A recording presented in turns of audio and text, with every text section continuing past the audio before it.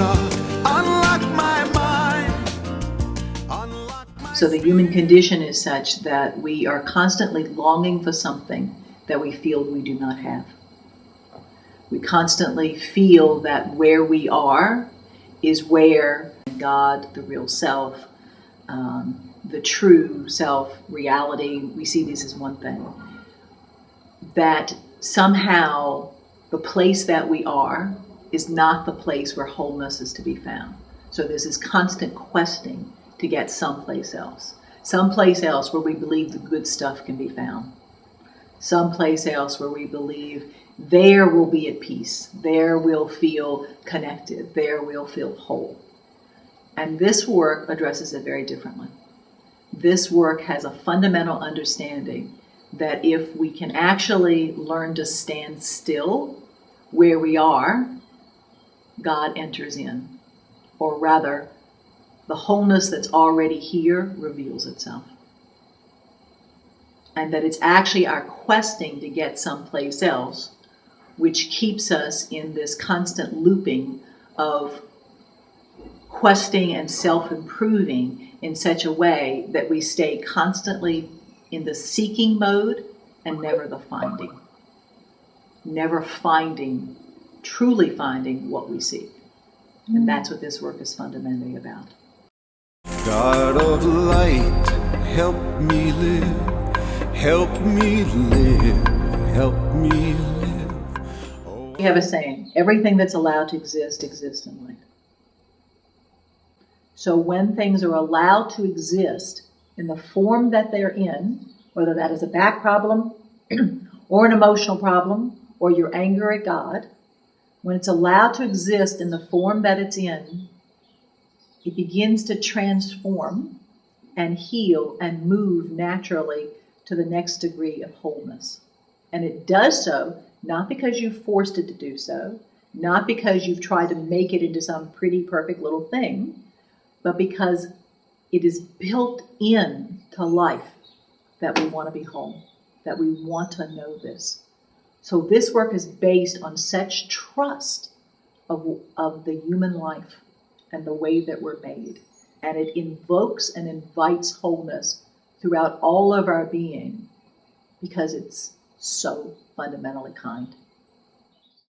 We are here to have a change of heart, to burn until we are light.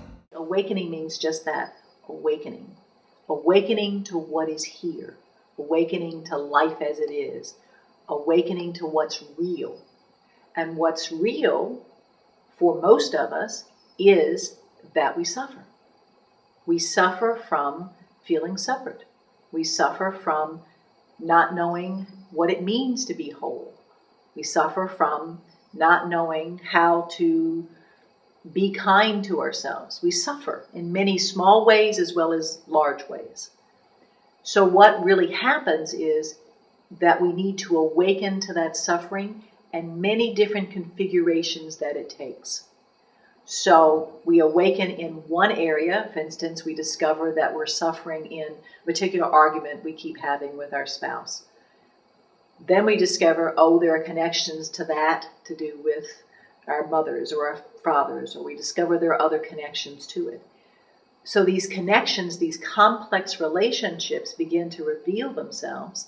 And so we think, oh my God, my suffering's worse. It's, the world's coming to an end. My suffering is worse. When really it's not worse. It's just that before it was invisible to you and controlled you, by the way. Controlled you every day of your life because you were constantly walking around it, trying to avoid that landmine that caused you suffering. And now you're awake to it. Unless we're awake to it, we cannot bring it in to true relationship and the relationship of healing and the relationship of wholeness. In order for things to return to life, they actually have to come out of the dead, frozen state they're in. As long as they're in this dead, frozen state, they control us, and we may think we're not suffering, but the only way we can think that is if we keep pretending they're behind us. Keep it back there. But that means life gets smaller and smaller and smaller. And so that you can keep on avoiding that territory.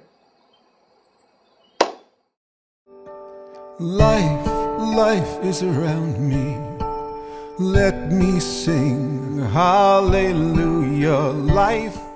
When we learn to embrace who we are, as we are, to heal and awaken, life and death are not so divided in the way that we divide them. On the one hand, we died. We have a physical form. The physical form comes into life. The physical form ends. That's true. But is there life after death is not just something that we discover when we die, nor is it something that we have to do in terms of seeing dead people, so to speak. It's an interesting thing. Everything is right here. There is no other place that we go. There is no other place that there will find, heaven. These are these different versions of what it will look like. Consciousness, life, it's all here. So in a certain sense, there's no such thing as death. Because consciousness is continually changing. It's continually moving. So you could say there's constant death and there's constant rebirth, because there is in life itself. We know that we go through these many different changes, and the who that we are now, so to speak, the person that we are now, is not the same person we were 5 years ago. If we really understand that movement from the person that we were then to the person that we are now, you're already having life after death. Because you went through a certain kind of death of the personality and came into a different life, a different kind of wholeness. So is it possible to be in touch with other beings who have passed from a physical form? Yes. Is it possible to be awake to them and their journey? Yes. What's also true is that we limit ourselves to do with our ideas of life and death, because we often think that when Aunt Susie died, Aunt Susie will be the same being that she was. She's not. No more than she was the same being 5 years before she died. The being is constantly changing. That's the amazing thing, where these dynamic, ever-changing processes of being, and we're not static, we're not fixed in the way that we believe ourselves to be. So yes, we can be awake to beings who are not in a physical form, but it's not exactly in the way that we think that it is. A long journey home has started. I've been parted from you so long. Healing and awakening are fundamentally one thing. People talk about awakening experiences they have where they suddenly see the oneness of all of life, and they get how everything is one thing, and they get that. Then the question I have is, can they live it? To live an awakening life means you have to be continually healing. Because we all have ways that we divide and separate, including the fact that we can have these awakening experiences, and then we demand that everyone match our idea of oneness. We can demand that everyone have this sense of purity, this sense that everything is one, so why do we have difference? Everything is one, so why do we fight? Everything is one, so why can't we just sit and chant and sing? Why can't we be friends? So that's the movement that can happen when people talk about having an awakening experience. The struggle with that is it only creates separation. It only takes you out of life. It doesn't take you into life. Healing and awakening means that you move into life. You're not separate. You're not more perfect. You're not more pure. You're not more this than another person. You're another person. And truly, if we're going to heal and awaken, then we need to learn what it means to develop true kindness and compassion for ourselves, the imperfect nature of this world, which paradoxically has within it great perfection. Never never alone, my dear. Never alone. Never alone, my dear. You never. From the perspective of the healee or the client, the friend who's walked in the door, it can look similar to a psychotherapy session, meaning that you're talking about issues that are going on with you, discussions, you're naming things, whether they're physical or emotional, the difficulties that are going on in your life, where you are. So it at first can resemble a psychotherapy session, but the diagnostic process of non-dual healing is very different, because rather than narrowing and then reaching a place where you come to a healing or a diagnosis, it actually broadens. It opens. It begins to include many different things. So the healing session is such that the healer will ask a number of different questions. You'll begin to unfold things. Often someone comes with wanting to discuss one thing and it unfolds to someplace else. So there's this movement that happens that is really a movement of wholeness, in which more and more and more is included, not as in gathering more material, it's not exactly that, it's that you're getting a sense of the greater whole of what's happening, which is both includes the fundamental things and things that perhaps you didn't think were as fundamental.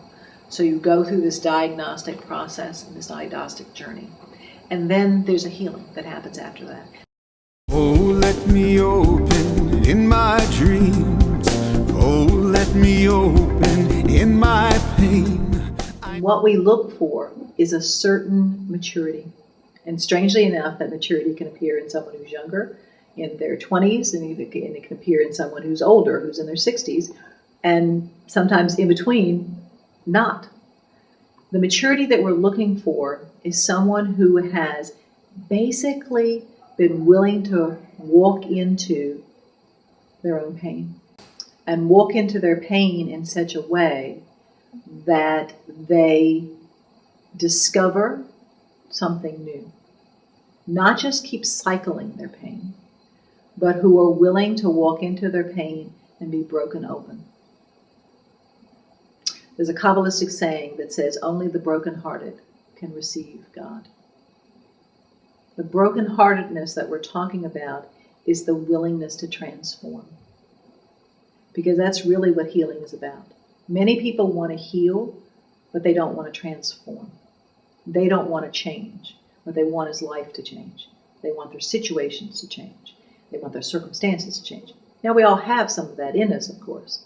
But fundamentally, what we're looking for is a human being who understands on some level that in order to heal, they have to be willing to change. They have to be willing to change their sense of who they are, and they have the willingness to go through that journey, the willingness to discover who they are, the willingness to walk into the fire, if you will, and who are ready to do that, who feel the calling inside of themselves to do that, who recognize that the way that they are in their life doesn't work for them anymore. So to a certain extent, they reach a place where they know that what they're doing doesn't work for them, and they know that there must be some other answer. They don't necessarily know what that answer is, but they're really seeking something that isn't about just another path of purification, or just another path where they straighten up and act right, just another path of self-improvement, just another path of making themselves more something. And they're ready to say, I want to find another way. I want to find another way in which I can break open, change, move more into life.